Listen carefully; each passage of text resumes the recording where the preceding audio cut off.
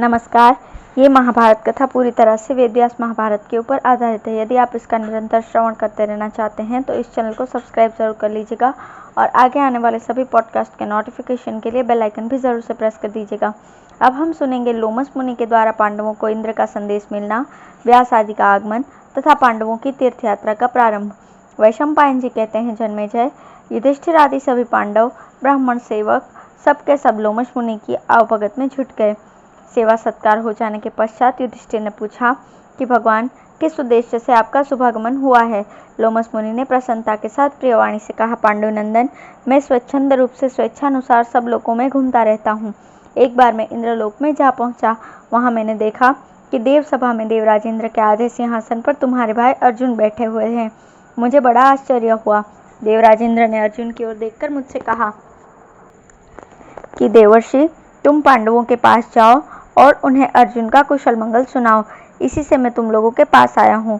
मैं तुम लोगों से हित की बात कहता हूँ, तुम सब सावधान होकर सुनो। तुम लोगों की अनुमति लेकर अर्जुन जिस अस्त्र विद्या को प्राप्त करने के लिए गए थे वो उन्होंने शिव जी से प्राप्त कर ली है। भगवान शंकर ने उस दिव्य अस्त्र को अमृत में से प्राप्त किया था और अब वही अर्जुन को मिला है। उसके प्रयोग और प्रत्यावर्तन की विद्या भी अर्जुन ने सीख ली है। उससे यदि निरपराधियों की मृत्यु हो जाए तो उसका प्रायश्चित भी उन्होंने जान लिया है। उस अस्त्र से भस्म हुए बगीचे को वे पुनः हरा भरा कर सकते हैं। उस अस्त्र के निवारण का कोई उपाय नहीं है। महाशक्तिशाली अर्जुन ने उस दिव्य अस्त्र के साथ ही यम, कुबेर, वरुण और इंद्र से भी दिव्य अस्त्र शस्त्र प्राप्त किए हैं। विश्वावसु के पुत्र चित्रसेन गंधर्व से उन्होंने समागान, गीत, नृत्य, वाद्य आदि भी भली भांति सीख लिए हैं। अब वे गांधर्व वेद की शिक्षा ग्रहण करने के लिए अनंतर अमरावतीपुरी में आनंद से निवास कर रहे हैं। इंद्र ने तुमसे कहने के लिए यह संदेश कहा है कि युधिष्ठिर, तुम्हारा भाई अस्त्र विद्या में निपुण हो गया है और अब उसे यहाँ निवात कवच नामक असुरों को मारना है। यह काम इतना कठिन है कि इससे बड़े बड़े देवता भी नहीं कर सकते। यह काम करके अर्जुन तुम्हारे पास चला जाएगा। तुम अपने भाइयों के साथ तपस्या करके आत्मबल का उपार्जन करो। तब से बढ़कर और कोई वस्तु नहीं है। तब से ही मनुष्य को मोक्ष आदि बड़े बड़े पदार्थों की प्राप्ति होती है। मैं कर्ण और अर्जुन दोनों को ही जानता हूँ।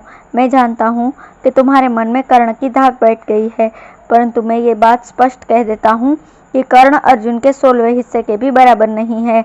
तुम्हारे मन में तीर्थ यात्रा करने का जो संकल्प है उसकी पूर्ति में लोमस ऋषि तुम्हारी सहायता करेंगे। इस प्रकार इंद्र का संदेश कहकर लोमस ने कहा, युधिष्ठिर, उसी समय अर्जुन ने भी मुझसे कहा कि तपोधन, आप धर्म के मर्मज्ञ एवं तपस्वी हैं। आपसे राजधर्म अथवा मनुष्य धर्म का कोई भी पहलू छिपा नहीं है। इसलिए मेरे पूज्य भाई युधिष्ठिर को ऐसा उपदेश दीजिए कि वे धर्म की पूंजी इकट्ठी करें। आप पांडवों को तीर्थ यात्रा करा के उनके पुण्य की वृद्धि करें। अतः इंद्र और अर्जुन की प्रेरणा अनुसार मैं तुम्हारे साथ तीर्थ यात्रा करूंगा। मैंने पहले 2 बार तीर्थ यात्रा की है, अब मेरी ये तीसरी यात्रा होगी। युधिष्ठिर, तुम्हारे स्वभाव से ही धर्म में रुचि है। तुम धर्म के मर्मज्ञ एवं सत्य प्रतिज्ञ हो। तुम तीर्थ यात्रा के प्रभाव से समस्त आसक्तियों से छूटकर मुक्त हो जाओगे। जैसे राजा भगीरथ गए और याति जगत में यशस्वी और विजयी हो गए हैं, वैसे ही तुम भी होगे। युधिष्ठिर ने कहा, महर्षि, आपकी बात सुनकर मुझे बड़ा सुख मिला है। मुझे ये नहीं सूझता कि मैं आपको क्या उत्तर दूं। देवराज इंद्र जिसका स्मरण करे उससे अधिक भाग्यशाली और कौन होगा। जिसे आप जैसे सत्पुरुष का समागम प्राप्त हो, जिसके अर्जुन जैसा भाई हो और जिस पर देवराज इंद्र की कृपा हो, उसके भाग्यशाली होने में क्या संदेह है। देवराज इंद्र ने आपके द्वारा मुझे जो तीर्थ यात्रा करने का आदेश दिया है उसके लिए तो मैं पहले से ही आचार्य धौम्य के कथन अनुसार विचार कर रखा था। अब आपकी आज्ञा हो तभी मैं आपके साथ साथ तीर्थ यात्रा करने के लिए चलूंगा। मेरा तो ऐसा ही निश्चय है। आगे आपकी जैसी इच्छा। 3 रात तक काम्यकवन में निवास करने के पश्चात धर्मराज युधिष्ठिर ने तीर्थ यात्रा की तैयारी की। उस समय वनवासी ब्राह्मण उनके पास आकर बोले कि महाराज, आप लोमस मुनि और भाइयों के साथ पवित्र तीर्थों की यात्रा करने के लिए जा रहे हैं। आप हमें भी अपने साथ ले चलिए, क्योंकि आपके बिना हम लोग तीर्थ यात्रा करने में असमर्थ हैं। हिंसक पशु पक्षी और कांटे आदि के कारण उन तीर्थों में प्रायः साधारण मनुष्य नहीं जा सकते।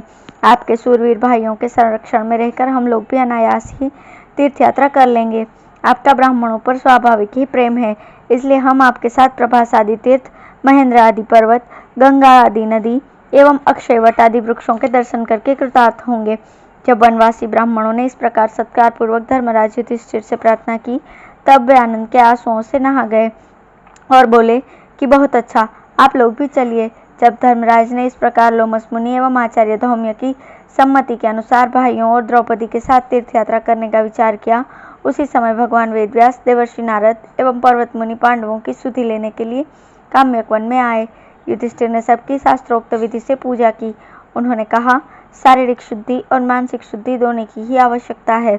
मन की शुद्धि ही पूर्ण शुद्धि है। इसलिए अब तुम लोग किसी के प्रति द्वेष बुद्धि न रखकर सबके प्रति मित्र बुद्धि रखो। इससे तुम्हारी मानसिक शुद्धि हो जाएगी, तब तीर्थ यात्रा करो। ऋषियों की ये बात सुनकर द्रौपदी और पांडवों ने प्रतिज्ञा की कि हम ऐसा ही करेंगे। अब दिव्य एवं मानव मुनियों ने स्वस्ति वाचन किया। पांडव और द्रौपदी ने सब ऋषि मुनियों के चरण छुए। मार्गशीर्ष पूर्णिमा के अनंतर पुष्य नक्षत्र में पुरोहित धौम्य एवं वनवासी ब्राह्मणों के साथ पांडवों ने तीर्थ यात्रा प्रारंभ की। उस समय सबके हाथ में डंडे थे, शरीर पर फटे वस्त्र तथा मृग चर्म थे, मस्तक पर जटाएं थी, शरीर अभेद्य कवचों से ढके हुए थे, हाथ में आयुध, कमर में तलवार और कंधे पर बाण भरे तरकश रखे हुए थे तथा इंद्रसेन आदि सेवक पीछे पीछे चल रहे थे। धन्यवाद।